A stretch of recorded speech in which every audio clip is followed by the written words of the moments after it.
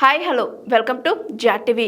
రాష్ట్రంలో కాంగ్రెస్ సర్కార్ సాగిస్తున్న అక్రమ మైనింగ్, రియల్ ఎస్టేట్ దందాలపై మాజీ మంత్రి BRS deputy floor leader Harish Rao తీవ్ర ధ్వజమెత్తారు.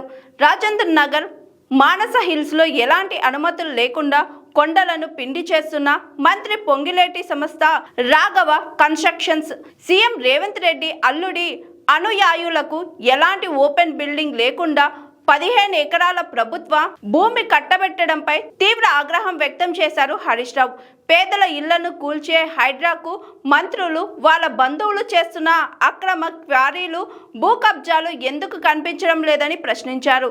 వెంటనే అక్రమ మైనింగ్ నిలిపివేయాలని, దోచుకున్న సంపదను పెనాల్టీతో సహా రికవరీ చేయడంతో పాటు అడ్డగోలు భూ కేటాయింపులను రద్దు చేయాలని హరీష్ రావు డిమాండ్ చేశారు. లైక్ చేయండి, షేర్ చేయండి, కమెంట్ చేయండి అండ్ సబ్స్క్రైబ్ చేయండి GRTV.